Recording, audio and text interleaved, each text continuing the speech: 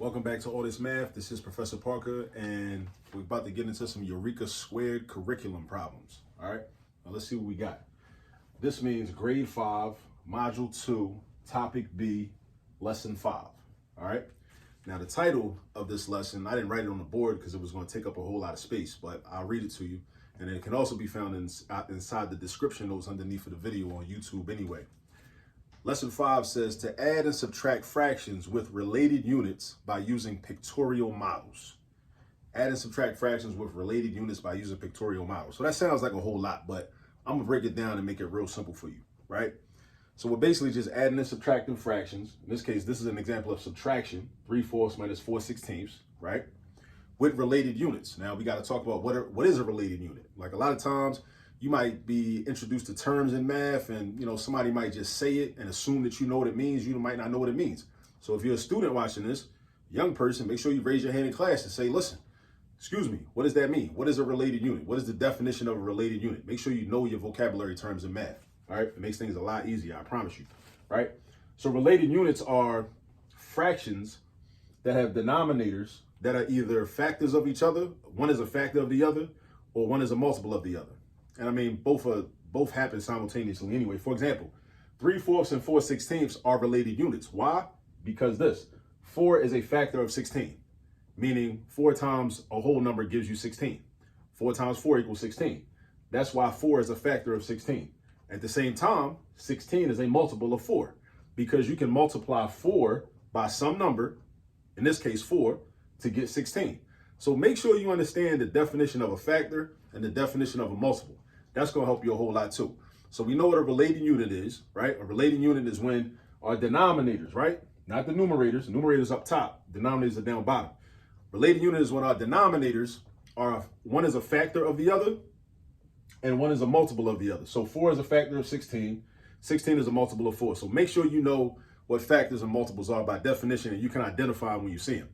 Now, we're going to use a pictorial model. So math tends to be a lot easier and a lot more understandable when there's a picture involved, when you can visualize, right? You don't always need a picture, but sometimes a picture is helpful. So that's what we're gonna do in lesson 5. All right, so we start out with 3/4 minus 4/16. So what we're gonna do, the type of pictorial model we're gonna use is called a strip diagram. And it's called a strip diagram because it kind of looks like a strip of paper when you draw it, right? It's like basically a rectangle. It's a rectangle that's divided up into equal sized pieces. That's what a strip diagram is. So make sure you're very familiar with a strip diagram and what a strip diagram is, what they look like, how to draw them. You can cut them into paper. If you want to get creative with it, you can like cut them up into paper, little pieces of paper. So you have a physical strip diagram and all that. You can get into all that, right? So let's do a strip diagram representing 3/4. All right. So 3/4. So what I'm going to do is I'm going to draw a rectangle, right? This is how I'm drawing my strip diagram.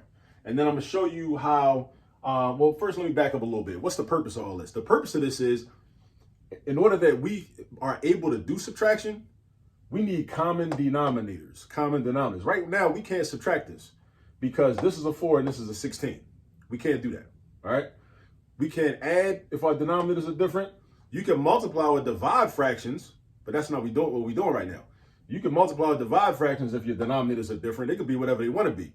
But if you're trying to add or subtract fractions, the denominators must be the same number. So this is a 16 and this is a 4. They are not the same number. Therefore, we can't add or subtract. We can't add or subtract until our denominators are the same. So we're about to use a pictorial model, in this case, a strip diagram, to show how we can change one of these or both of these so that the denominators will be the same. All right, so that's why I forgot to say that. I like to let people know why we're doing what we're doing, because there's a reason that we're doing everything we're doing in math. All right, so we draw a rectangle. It's not going to be perfect, but it's going to be good. So I draw my rectangle like this, right? And now I'm trying to represent 3/4. 3/4. I'm going to use the fraction with the smaller denominator first, right? I'm going to use the fraction with the smaller denominator, but that's actually a bigger fraction, right? Well, when your denominator is smaller, that makes the fraction bigger, but it also depends on what your numerators are, right? But just as a general rule, if your numerators were the same, the fraction with the smaller denominator is bigger. It's the opposite of when you're dealing with whole numbers. It's the opposite situation. We'll talk about that too. So if I want to represent 3/4, What does 3/4 mean? That means I got an object that's broken down into 4 equal parts. 4 equal parts. The bottom number or the denominator tells you how many equal parts you got. So it's broken down into 4 equal parts. And then I got 3 of them that are shaded in, or I'm focused on 3 of them. All right. So I break this down. This is my strip diagram. I break it down into 4 equal parts. Now, the way I do it is, since 4 is an even number, I'm going to first break it down into 2 equal parts. So I'm going to try to find the middle. The middle is like right there, right? And this ain't perfect. You know what I'm saying? I don't have my ruler out. I'm not making sure that this is exactly equal to that. It's close enough, though. I'm eyeballing it. That's all I'm doing. It's an approximation. All right. So then I take half of that, boom, and half of this one, boom. So that's 1/4, 2/4, 3/4, 4/4. 4/4 is the whole thing, right? So now, what I'm about to do, I'm gonna get another color, so I can do like, I'm gonna shade it in. So I got 1/4, 1/4, 1/4, 1/4, because my denominator is a 4. And then my numerator is a 3. So that means I gotta shade in 3 of these. Shade in 1, 1/4. Shade in 2, 2/4. Shade in 3, 3/4. I'm not shading that in because it doesn't say 4/4. It says 3/4. 1, 2, 3. That's 3/4. All right. Now, what I want to do is, and this is another thing I got to talk about. We got to talk about decomposition and composition. Now, decomposition is when you take a fraction like 3/4 and you break it down into smaller pieces. Like a fourth is a piece of something, right? A quarter. A quarter is a piece of something. If you break it down into smaller pieces, you could break it down into eighths. You could break it down into 16ths. You could break it down into 32nds. You know, now that notice how the numbers are getting bigger. Because I start at 4 and I go to 8 eighths, 16 16ths, 32 32nds. You would think that that's bigger pieces, but no, it's more pieces, so each piece is smaller. Think about a pizza. You got a pizza, round pizza, you get it, it's a large, it's got 8 slices, right? But let's say, you know, you in a class, it's a party at school, party after school or whatever, and the teacher buys a bunch of pizzas, but y'all don't need a big, huge slice. Y'all don't need all that. So the teacher cuts each slice in half. So now each slice that used to be 1/8, each slice is now a 16th. It's more pieces, but each slice is a 16th and each piece is smaller. So a 16th is smaller than an eighth. A 16th is smaller than an eighth, right? Because it's more of those pieces, but in order for them to take up the same space, they gotta be smaller in size, each piece. All right, so we're about to do the same thing with this. So remember I told you, in order to do subtraction, your denominators have to be the same, right? Denominators gotta be the same. So this is a 4, this is a 16. So if I decompose, and that should be in your notes, but I'm gonna write it down right here, decompose.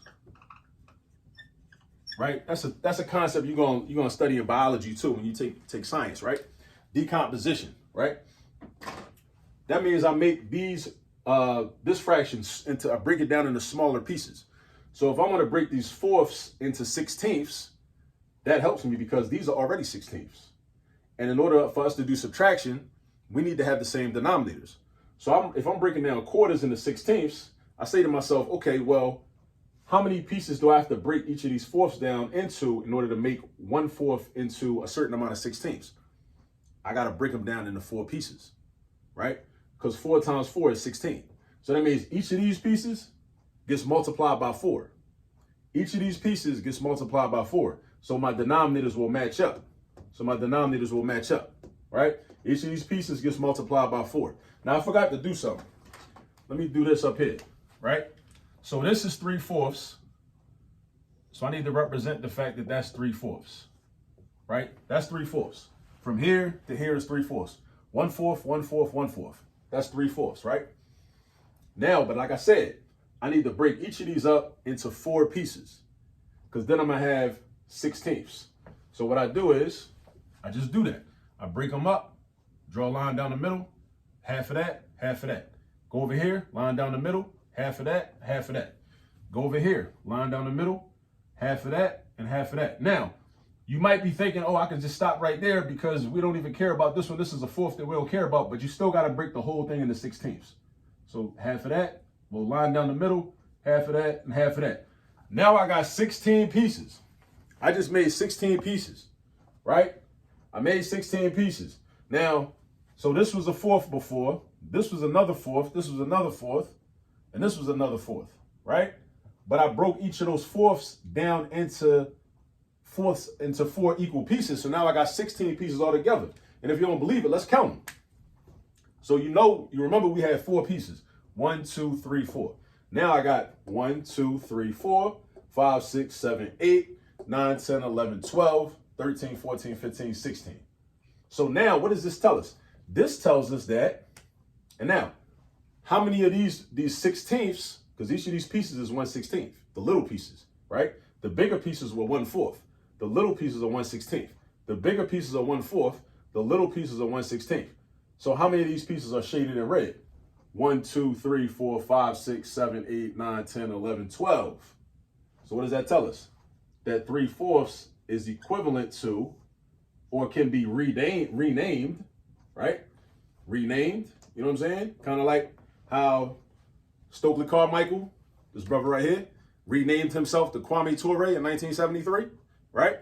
Right? A lot of people rename themselves, right? When they become, more aware, they develop more, insight, assume a different ideology in life, a different worldview, they rename themselves. The same thing happens with fractions, right?